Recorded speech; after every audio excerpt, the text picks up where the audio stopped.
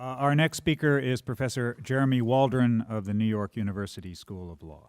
I was going to deliver my remarks down here, but Macedo's raised the stakes. So, it's a great pleasure to be here. I started working with Professor Dworkin as a graduate student 31 years ago. And I won't I won't say that my admiration is boundless, but it hasn't found any limits yet. One of the things that Professor Dworkin and I have disagreed about over the years is exactly the issue that Stephen has just spoken about. It's been a fruitful disagreement because Dworkin's consideration of the various criticisms of judicial review has been the occasion for the development of a rich and nuanced conception of democracy, the partnership conception, not just in Justice for Hedgehogs, but in Is Democracy Possible Here, and also in Freedom's Law. And I do want to say a little bit today about the abstract credentials of majoritarianism. I would say to Stephen that we are hired as political philosophers. We're not hired just to hold views about judicial review. We are hired to think whatever abstract thoughts need to be thought in this business. And I take it that that is what is going on with Professor Dworkin's discussion of majoritarianism in the Hedgehogs book. Now, that book contains what purports to be a knockdown argument against the proposition that the majority decision principle is intrinsically fair or appropriate. Like many philosophers' knockdown arguments, it involves a hypothetical. Dworkin says this: when a lifeboat is overcrowded and one passenger must go overboard to save the rest, majority vote would seem close to the worst method of choosing the victim. He also says that when a lifeboat is overcrowded and one passenger must be thrown over, else all will die, it would not be fair to hold a vote so that the least popular among them, for whatever reason, would be drowned. He said it would obviously be fairer to draw lots. I suspect this example owes something to the great case of the United States against Holmes from 1842, a case where 14 passengers were thrown overboard from a lifeboat in danger of sinking. Though there had been some talk of drawing lots earlier on, in fact, the crew proceeded as follows. They were directed not to part man and wife. I don't know whether there were a whole lot of instant marriages on board, and not to throw over any women. It may also derive, I'm told, from the Big Brother reality show on CBS, where the people vote each week who to throw out of the clubhouse. But, okay, so we have this instinctive recoil, which I think we all share. It would be inappropriate to use majority vote to decide who to throw out of the lifeboat, even though somebody must go. What exactly is this supposed to show? The strongest claim Dworkin puts forward is that it makes the idea that majority vote is intrinsically fair seem silly. Maybe it still has some instrumental purpose, but it makes the idea that it's an intrinsically fair principle seem silly. A more moderate claim is that it shows that majority decision is not intrinsically fair in all circumstances, not invariably the fairest procedure, though it may be intrinsically fair in some. And the weakest claim that Dworkin makes is that the example shows that majority decision is not intrinsically fair in situations just like the lifeboat. Now, because that situation is evidently exceptional, that last claim certainly is compatible with majority decision being intrinsically fair to use in most situations. Dworkin wants to use one or more of these inferences from the lifeboat hypothetical to reach a more general conclusion in political philosophy.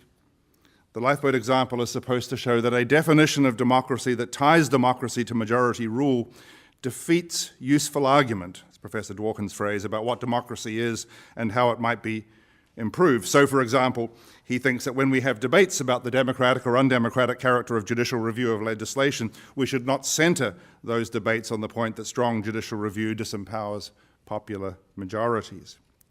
Now, if the lifeboat example licensed the very strong conclusion that it's silly to think that majority rule is intrinsically fair at all, then it might conceivably lay a foundation for this broader conclusion about how to think and how not to think about democracy.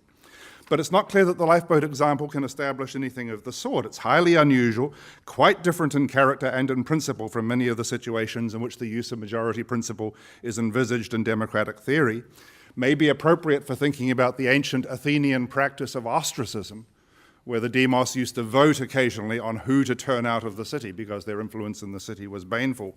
But it doesn't seem to tell us much about the use of majority decision to choose policies or to enact general laws. Maybe one of the more moderate claims can be established by the hypothetical, but then there's a huge gulf fix between those claims and the further conclusion for democratic theory that Professor Dworkin is really interested in.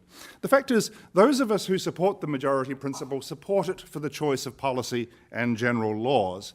And we may want to ask, is there anything in the lifeboat situation analogous to that? Not choosing a person to throw overboard, but choosing policies or general laws. Well, there might be. Suppose there is disagreement in the lifeboat about the appropriate principle to use for determining who should go overboard. Dworkin says that choice by lot is the obvious solution. But there might be other candidates. One possibility is people think we should examine the health of each passenger and throw overboard those who are unlikely to make it through the night anyway. Now, if people disagree between those two general policies, without reference yet to particulars, it doesn't seem to me to be silly. It may be controversial. There's disagreement, as Stephen said, all the way down, but it certainly isn't silly out of hand to have a debate among the passengers on the boat and then eventually to vote for which of these two principles to adopt. Dworkin, when he responds to this possibility, which he envisages in the hedgehog discussion, says this: "The suggestion is obviously fallacious. We cannot sensibly treat numbers as decisive over the question of whether numbers should be decisive. It would not be any fairer for a majority of lifeboat passengers first to vote to hold an election and then to vote to throw the cabin boy out in that election than for them to vote to throw him out directly." That's an allegation of some sort of begging of the question, but notice it's not the example I gave. I wasn't suggesting that the majority principle was a candidate as a principle for using to decide who to throw out. There were two principles. Drawing lots was one. Examining the health and survivability of the passengers was the other.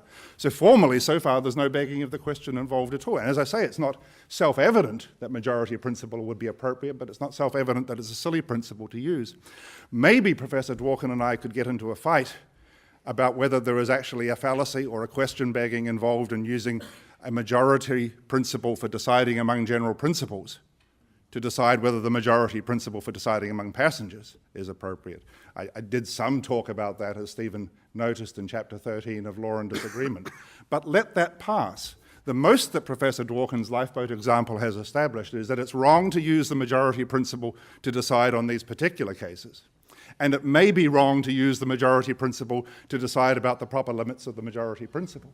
But he certainly hasn't established anything against what most majoritarian Democrats want to say, that it is appropriate to use the majority principle in cases where there is disagreement about policy and disagreement about the principles that should be used to guide collective life. It can't be ruled out. Let's back up a bit, because I'm not sure I'm giving this argument a full run for its money. I said we agree with Professor Dworkin that it's wrong to use the majority principle to decide who to throw overboard. Why? What's wrong about it? Can we extrapolate anything from our instinct in that case, which would cast some light on politics in general? Dworkin's most plausible account of what is wrong has to do with the element of favoritism or personal enmity that might surround particular choices of life or death. He says, letting the group vote seems a bad idea because kinship, friendship, enmity, jealousies, and other forces that should not make a difference will then be decisive. I've wondered in the longer paper whether this might be a version or application of the external preferences argument that Ronnie used many years ago in Taking Right Seriously and elsewhere, where he used to argue that the function of, does that say 2 minutes? Yes.